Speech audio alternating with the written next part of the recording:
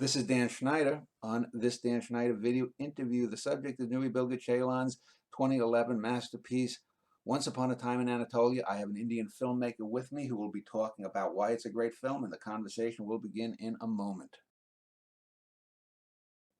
Abhishek Talukdar is an Indian filmmaker. He joins me, and we're going to be having a discussion about Nuri Bilge Ceylan's Once Upon a Time in Anatolia, why it is a great film, why you should watch it, and things of that nature. So, welcome, Abhishek. I found you via an essay you wrote some years back about the film. I'd like to let my guests give a little bit of introduction about themselves, define themselves. So before we get into the film, if you could give a little background about who you are, what you do, and your introduction to Ceylan as a filmmaker. Yeah, I'm chapter. So before I start, there's a small correction. I think the pronunciation of it should be Ceylan. Ceylan. In Turkish, Yeah. they're not Şey. If you see in the film also, when the lady coming, they said Jalame or something. Yeah. Starts with C. I know it's one of those things with different names. It's like the French poet Arthur Rimbaud. I've gotten Frenchmen from different parts of France telling a dozen different ways to pronounce it. So we'll go with Ceylan then. Yeah, definitely. Yeah, as my name also starts with A but sounds as O. Oh, it should be Abhishek. Abhishek. Okay. Apologies then. Anyway, Abhishek. No problem.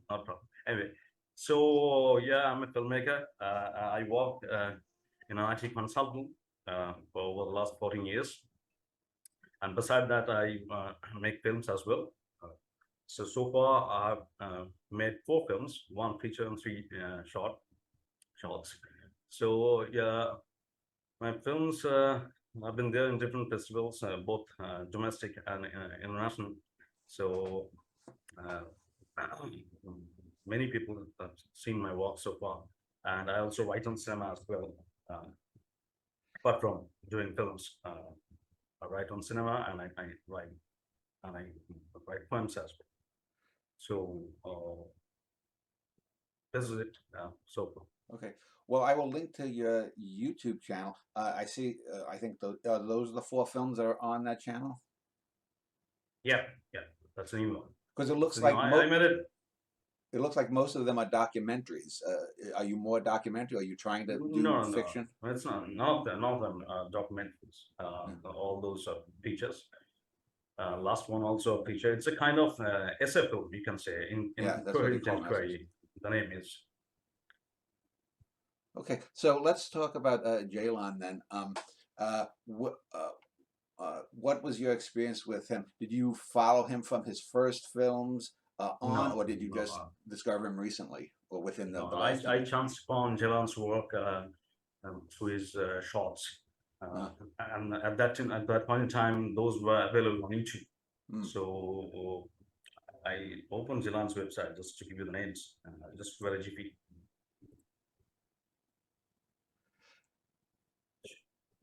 What the names? The short.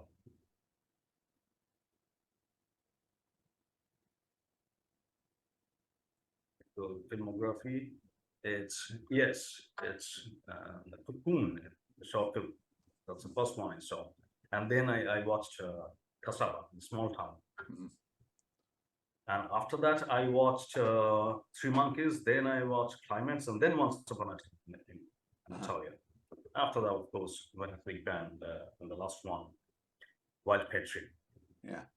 So the very first day I watched his work, it kind of arrested, because this kind of film which I used, it's almost my approach. So which is why I'm so interested. I'm so into it. Yeah. That's why I also like to talk to you about this.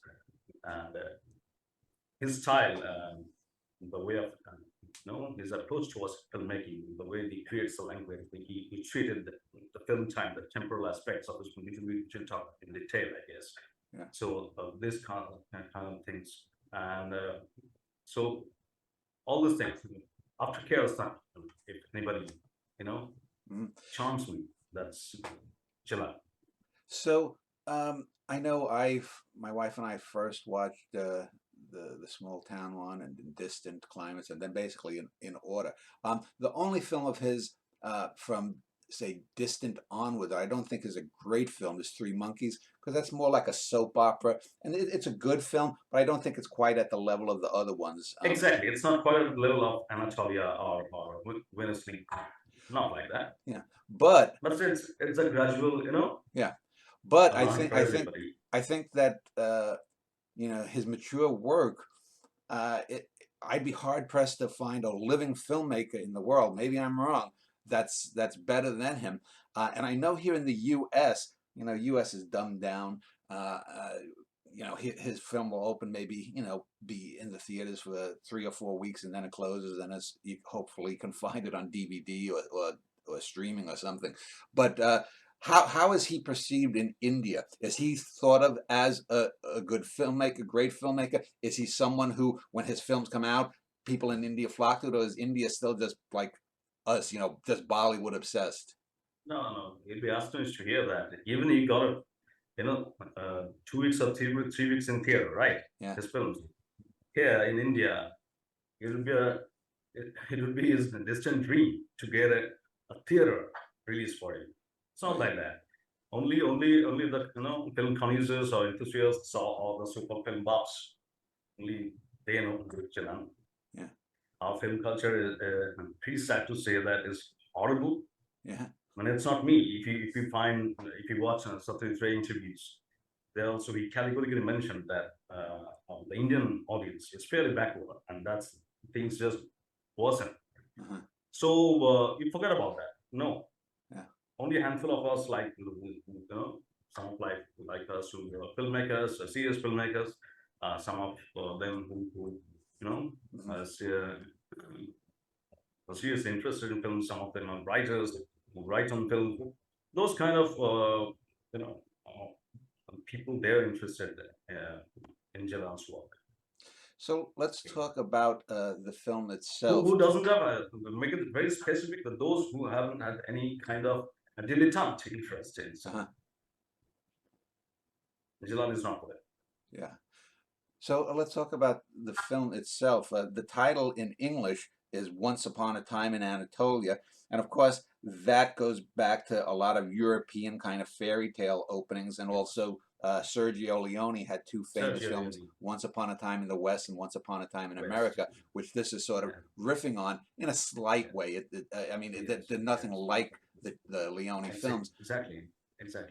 But there's no parallel. What? There is no parallel between those Once Upon a Time and Sergio Leone's film. Those are completely different genres. So yeah. So the film itself, while on a surface level, would be considered maybe a police procedural film. It's something that's totally different. When I think of a police procedural film, the best one I can think of is High and Low by Akira Kurosawa, which is itself a fantastic film if you've ever seen it. But that one is, it does go more into the actual procedure, where this one is far more existential, this film by Jalan. Exactly. It's it's less an Alfred Hitchcock whodunit than what is happening kind of film. Yes. The most hilarious phrase I came across in internet, that it's labeled as crime drama, which is, I think it's an obnoxious phrase. Yeah. It's nothing to do with a crime drama or something. It's just an excuse for Jalan to.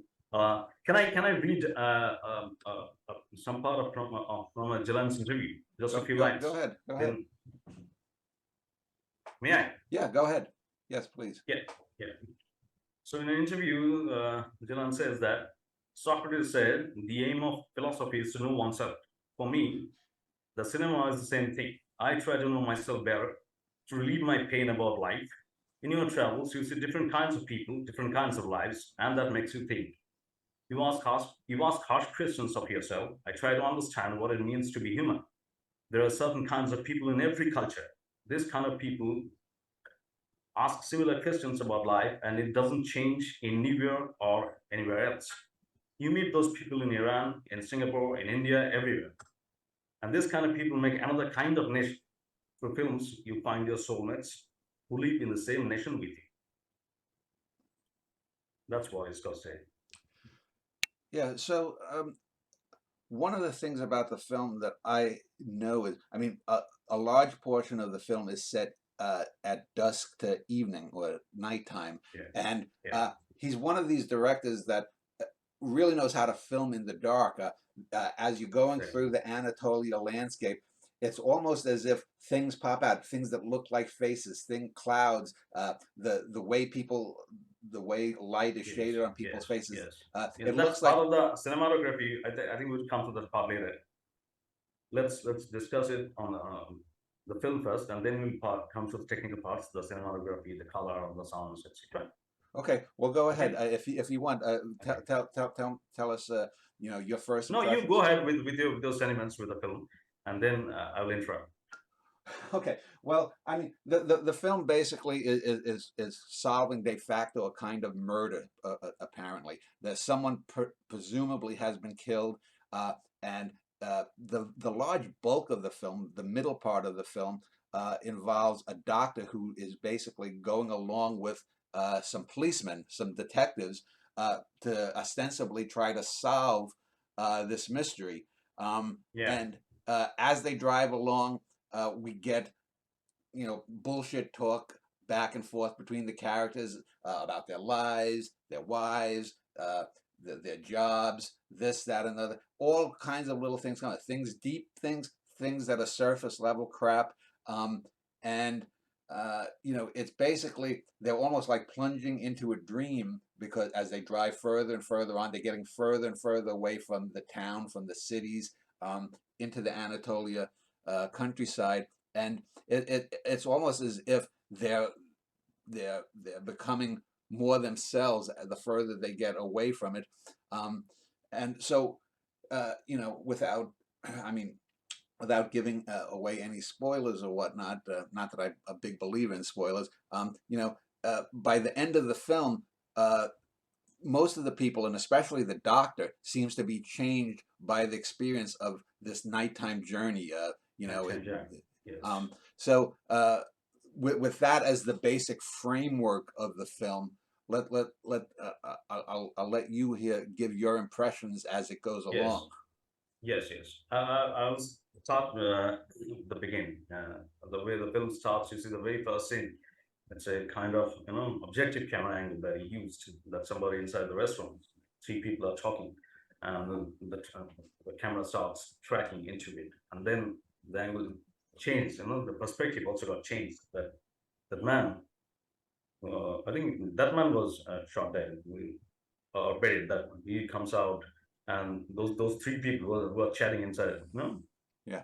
Inside the restaurant. Like one of them showed up, and after that we see the long step of the landscape of Anatolia where the cars coming. So he used different subjective camera angles and objective camera angles just to change the shift of view, change, just to change the perspective of view. So these all things are happening that I can read the lines from the very beginning that where he says that just a minute now. There's a this fantastic line. Yes. Yes. So then you see the doctor, I think Dr. Jamal, he said that not even 100 years from now will, as the poet said, still the years will pass and not a trace will remain among we. And then the camera slowly pans towards a train coming. Train enters the frame, and so that the setup is there in the very beginning. Jalan set the mode that this is the place, a place of absence, I would say. Okay, and there I put all my existential conflicts. That these females, they're searching for a body. We don't know why that man is killed. That's not needed. Yeah. We never asked that why the person was murdered in the first place. But that's an excuse for Jalan. So with that, we rode with it. Yeah. And then those the term the thing you already mentioned, that the existential conflicts, that's tough. So if you see the just one I wrote these things. Well, yeah. So yes, yes. So if you check, if you see the movie in its entirety, it's got an oceanic swell, I'd say, a surge of emotions that appear to building somewhere in its depths, but never quite breaks into waves. Yeah. So an existentialism, it's a very old. It's been a part of human life since the time immemorial. Mhm. So every artist, show you some kind of existential, present you some kind of existential questions in his work, and Jalan is no exception for that. If you take any good film or any good book, any good music, it's all the same. Here the characters are different. We don't often we see this kind of characters, a judge, a prosecutor, right? A public prosecutor, a doctor, a policeman, um, uh, a murderer. All these people they gathered, they're doing as some kind of futile exercises, right? They're going on, they're searching for them. They don't find, again this starts the journey. It's like the myth of Sisyphus, if I can recall. Yeah. If the search is going on. So what's the search for? It's just a metaphor of that in our life also, our search for happiness, it goes on and on. We don't know what's the present, what's the past, what will be the future.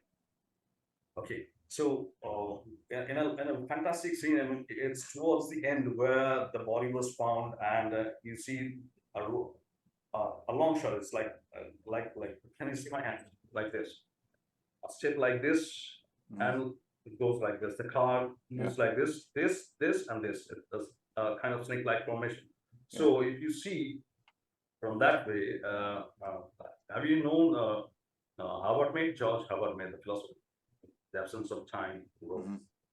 He has got concept that it's called the species present, like present which we can feel. Otherwise, you won't be able to feel present.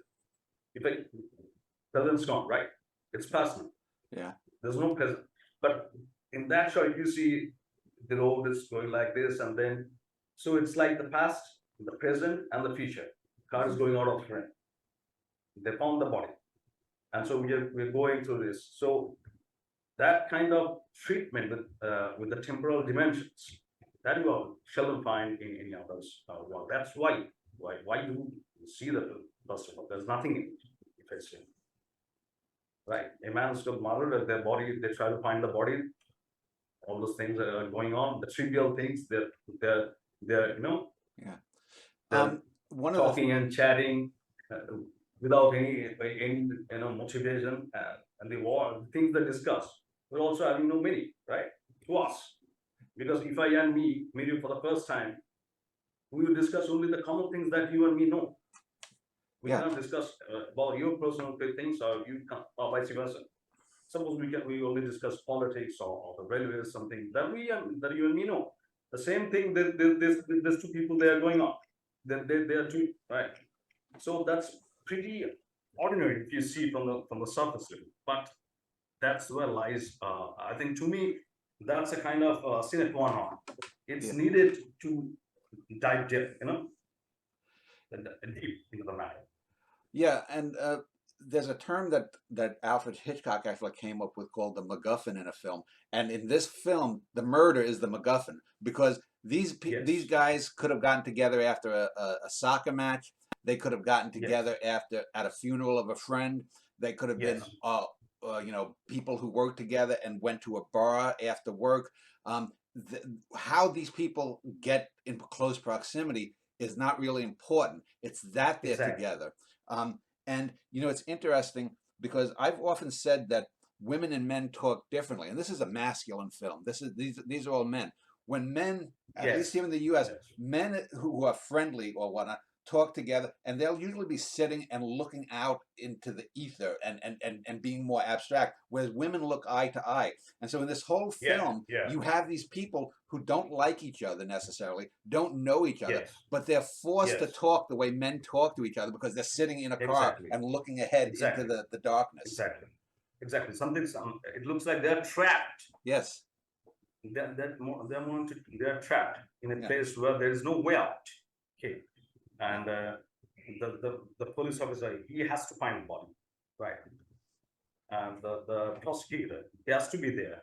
You recall one scene that so many scenes, scenes that when the body is finally found, all of them gather together. He brings his laptop in, and the body is there. The daylight just is coming up, and the prosecutor is giving all the dictating all the nitty-gritties, checking all the nitty-gritties to his assistants, and he's sitting there typing all these things, and it's absurd, right? You're bordering on absurdity. That what's going on there? You found the body. Okay, come on with it. No, this stop. Dylan stops it. He plays with the time, with the patients that think of themselves, and in chance then think of ourselves. That and I felt it. For me, this is a real time experience. When I was at someone's funeral, we did exactly like that. Although there was no laptop, there was a notepad. But you just replace the notepad with a laptop. So that man who was just a few hours ago, he has got a name, he has got a gender. Once he is dead, he's just a body. Right? We don't call him or by the name. He said, but the body is there. Check the body here. Check the body there. So he or she is the material one. So now the question of death is also in the offering. So as you said, it's purely existential. And to do this, why the cinema is slow? Because you have to have time. There's no way out of it. Yeah. There, of all the characters, the main characters, most of them know each other, but the two sort of outsiders are the murder suspect and the doctor, and they both come into the proximity with the other characters because of this MacGuffin of the murder. Yes. And the doctor seems to be the most empathetic of all of the characters, at least towards the murder suspect and towards the whole situation. He's going to do the autopsy eventually. So he has, in a sense, he's the everyman. He's the audience stand-in in a certain sense. But by the same token, as a doctor, he's going to be more aware of the gravitas of what's happening, even as the police and the prosecutors and whatnot. This is just another day or another night for them.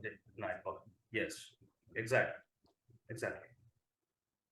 So that's what we got we got a buffet of different characters, not only not only in the sense of their responsibilities, but beyond that as well. But what they're doing, that's one thing, that's one part of the thing. But when they're discussing something else, then their inner feeling also comes out. What they do, what they like, what they don't. As the prosecutor's wife, I guess, she was pregnant and she committed suicide, if I'm not wrong, right? So now he is lamenting here at this place. So what does it mean that if I can use some the post-structuralist term, that meanings are not to be found behind words, right? So it's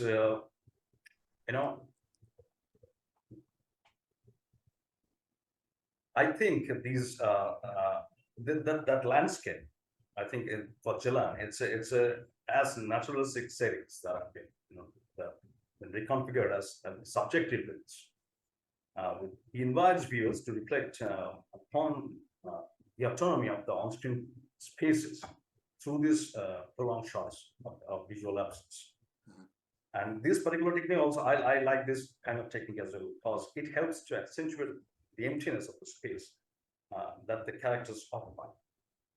So to me, sometimes it looks to me a kind of terra incognito, that I don't know what's going on there, what's the place. I've never seen like this, because I've never seen in films that okay, there are many directors who definitely made films like this, but here landscape is having its own character, right?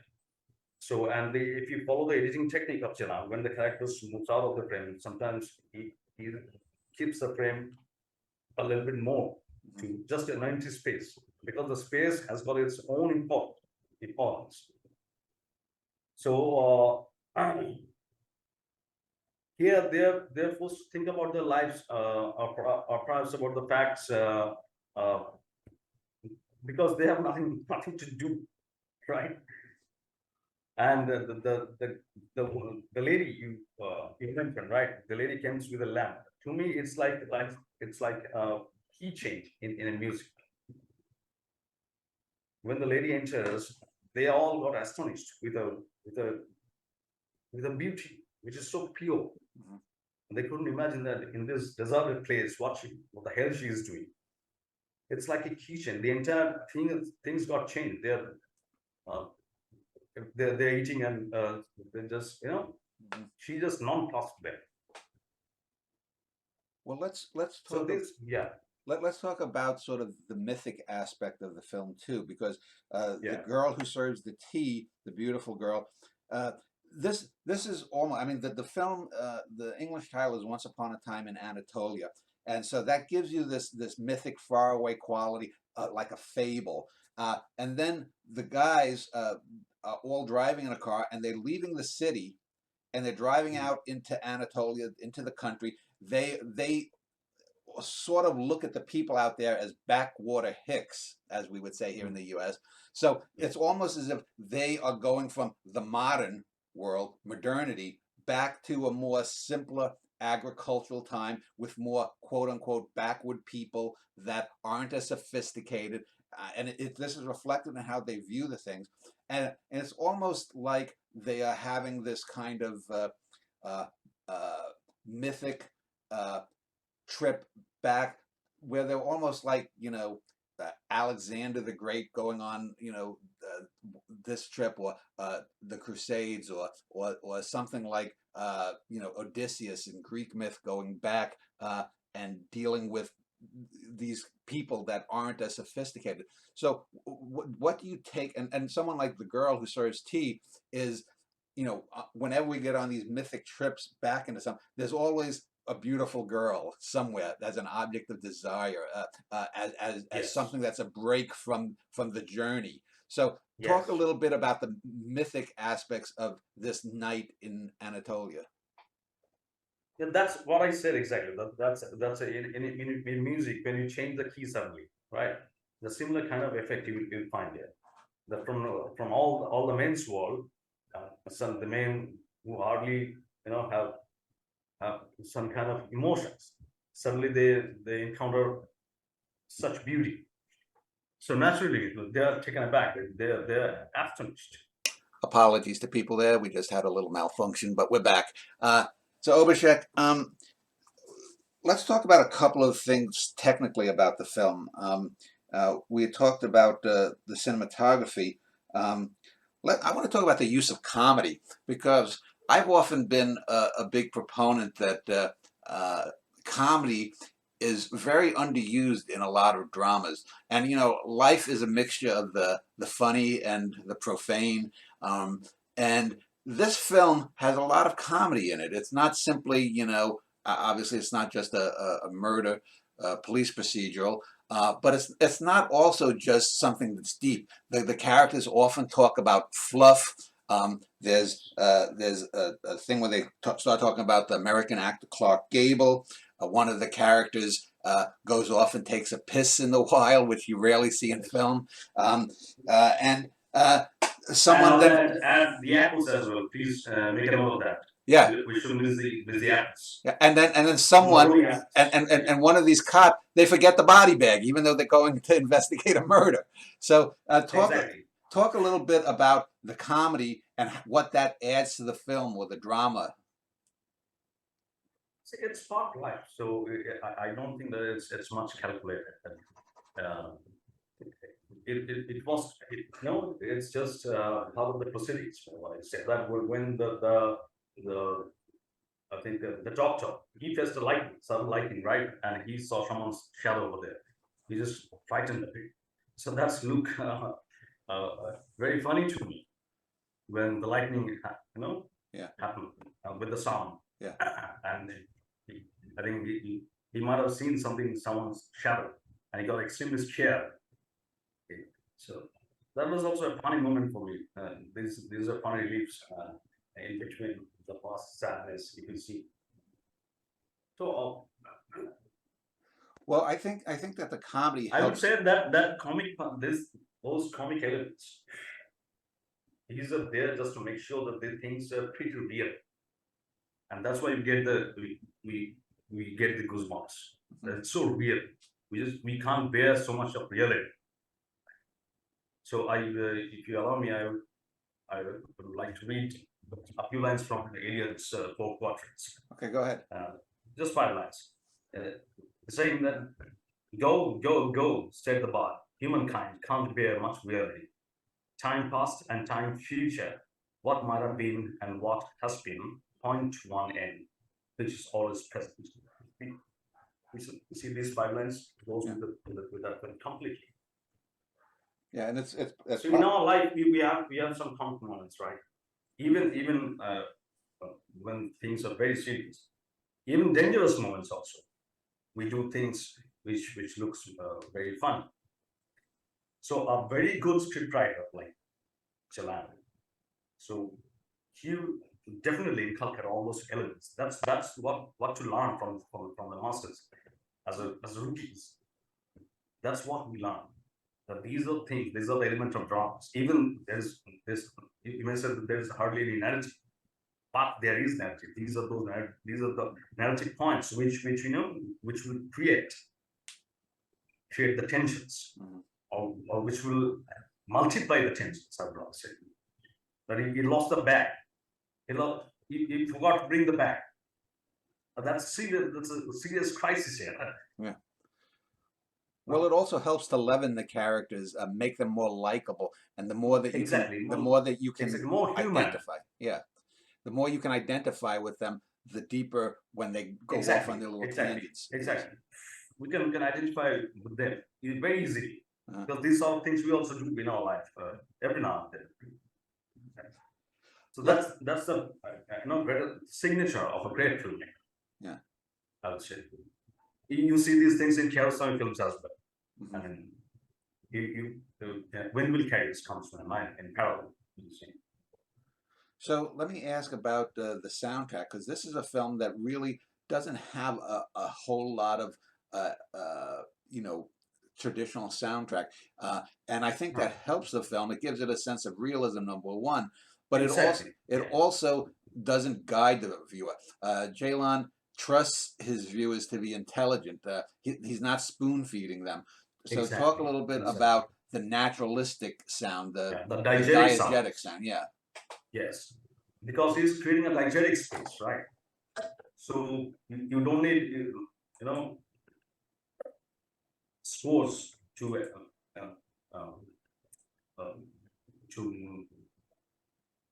I'd say to underscore something. Here you have the landscape has its own voice, and the silence.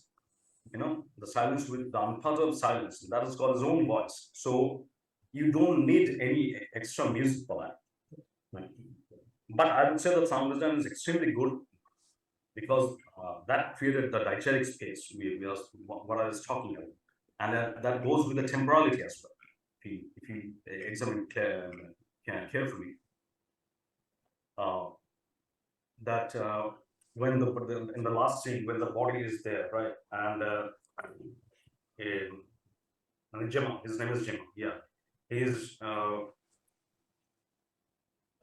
was told that they buried the body alive, right, and the sounds of different instruments. See those small sounds, those tiny small sounds, is heightening the tension, and also it's bringing the empathy towards the victim, right? And you see the very next scene, if not the very next scene, maybe the next scene, the doctor, he was looking at the window, and he was watching the boy and his mom, right, the victim's son and mother. So those diegetic space, then non-verbal another space, which is again a very which is again creating empathy. So these all are very carefully done, I would say. That's a signature. Again, I'm saying, repeating the same thing, that that's a hallmark of a good filmmaker, that he knows exactly how to Well, I mentioned how the create the feeling. I would say, yeah, I mentioned how the doctor is and sort of it's pretty organic. That also I must. It's pretty organic. Although in some part of film, I have my own intake that it looks staged. I would like to come to that point. So I mentioned that the doctor is almost a de facto stand-in for the viewer. By the end of the film, he seemed all the rest of the characters go back to their lives, and it's just another day. But the doctor seems, by the end of the film, to be somewhat changed. We mentioned you just mentioned about the final shot there. What do you think that says about the doctor? And is Jalan making a comment about the average man, the average human being, in that final shot? Yes, of course. He's a changed person now altogether. A night changed him in a great deal. Right now, he is in front of a dead body who is buried alive. He doesn't know him, and this is not new for him. But to know something, that kind of, which is really brutal, and he can see the victim's son and his mother. So that really, and he also in one scene he was going through the pictures on his computer, right? Yeah. His family and his things. So somehow I think that empathy is in him now. That he could feel with the character, with the son and the wife, that what they have been going into, because they lost their father, and they lost their father in such a brutal way.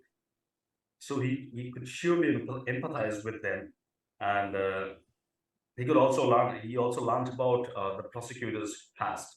So these are all those things, a small thing, that there's a saying that a small damn thing could turn you into a philosopher.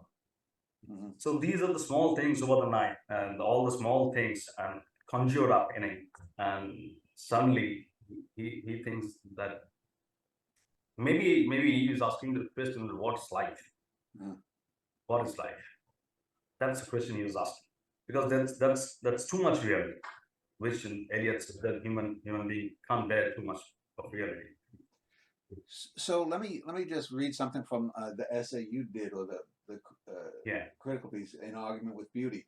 You write towards the end regarding the last shot of the film. You say, "This shot remains the most purposefully composed one among the other orchestrated and psychologically rigorous constitutions of the film, producing the gaze that has the potential to throw the viewer's sense of identity into confusion and challenge the very foundation of their ideology."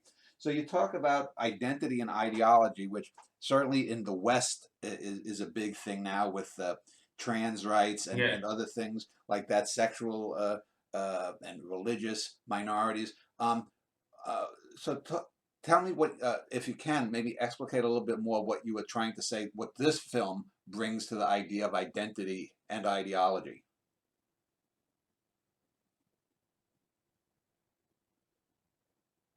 Could you come again? I didn't get your question. Which portion you reading? In the piece that in the few sentences I quoted from the thing, you mentioned about the film, you talk about the viewer's identity being thrown into question. When you talk about that, are you talking about just the personal identity of the viewer in that moment, or is there a larger political thing that Jalan is getting at? Obashek, if you could comment a little bit about what you wrote about identity. Were you speaking about the identity of the viewer as he or she is watching the film, or was it a larger political spectrum that you think Jalan is dealing with? Yeah, the second one. Yeah, of course, the latter. If you can expound just a bit on that.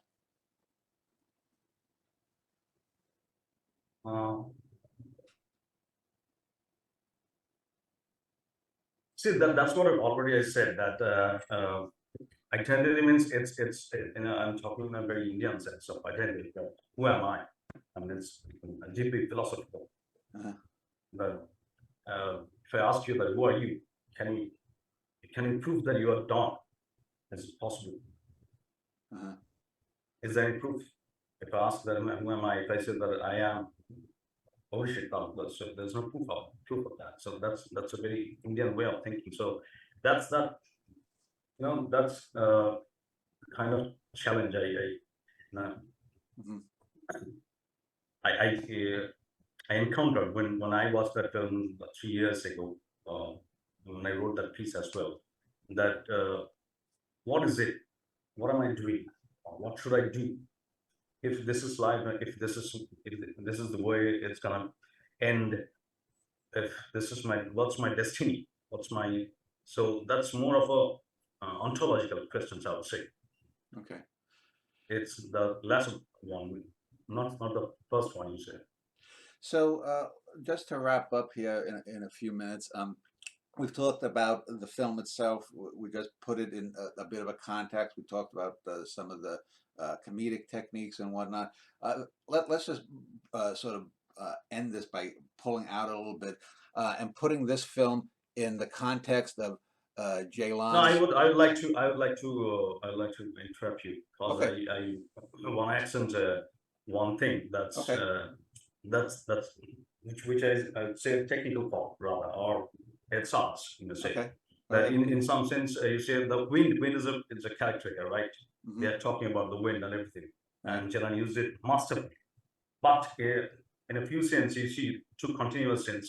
When the prosecutor and doctor they are conversing, and Jalan took it in all possible way. Sometimes the lantern is in that position of the frame, sometimes in this. Uh, in the previous shot, you see when the prosecutor he moves out of the house, the wind is there. Is a close shot of him. His hairs, and everything. The wind is blowing on. But the very next shot, when he was started moving away from the house, suddenly we see that there is no wind. The trees are still. That means those two shots are taken in 2 different days. Uh-huh. Right. The extreme close-up shot is taken with a wind machine. So these kind of things I saw in that film, which is why sometimes it looks very sucks. Because normally you got to have a helicopter. Do you see Belatar's any Belatar film? Yeah, I was just thinking about that when you mentioned the wind, Exactly. the Wind. famous So shot in Satin Tango. if you take an extreme long shot and if Yeah. you needed wind, so you've got to have a helicopter.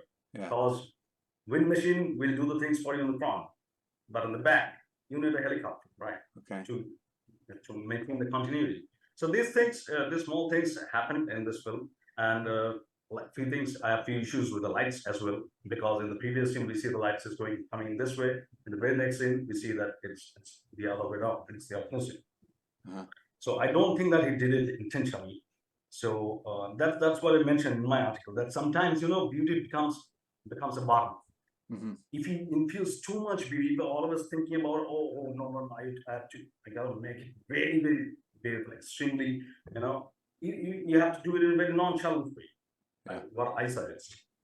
Okay, your beauty should be felt, but shouldn't be observed.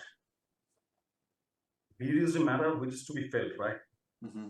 But when I, as a technical person myself, when I can see that, okay, these things are missing, it looks bad. So that's my the only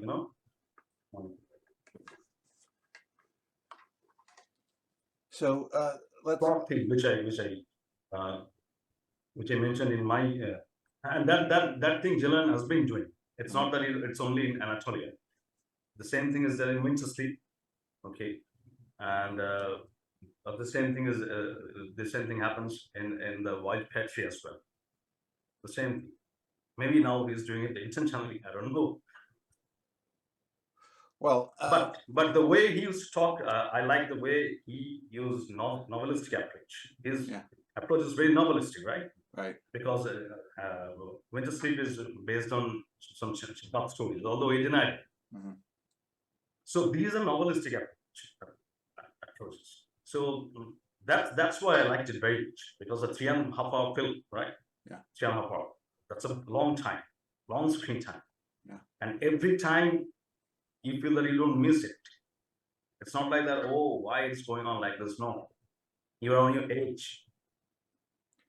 Well, but That's it doesn't feel like a 3 hour film in the sense that it's engaging you and exactly. the It's so mind engaging. compresses. Yes, it's not only dialectical, it's also dialogical as well. Hmm. I said also and as well twice. It's dialogical as well, no? Yeah, I mean, it's certainly dialogue heavy, no doubt about that.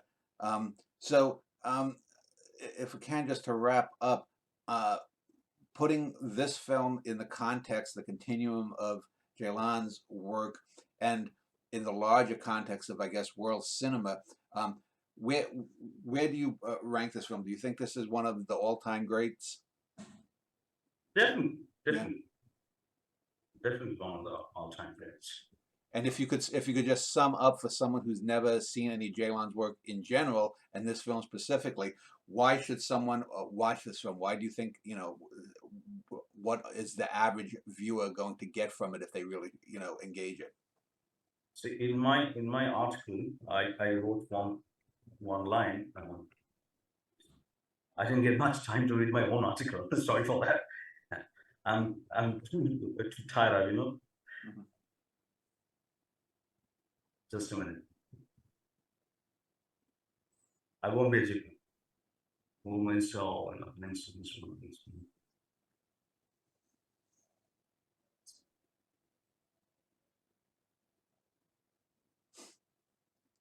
I think. I'm so sorry. I'm not finding it.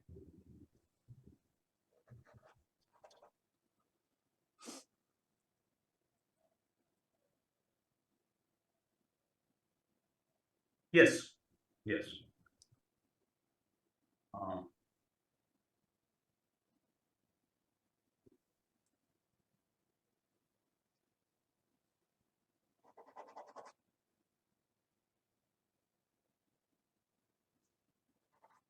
That's a pretty important thing. That's why I'm stressing so much.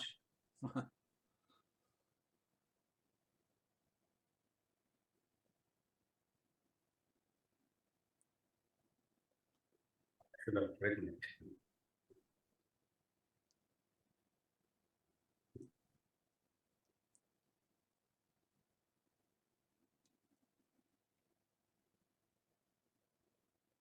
Anyway, I'm not able to find it. So the crux of it is that how to make extraordinary things using ordinary cell. Okay.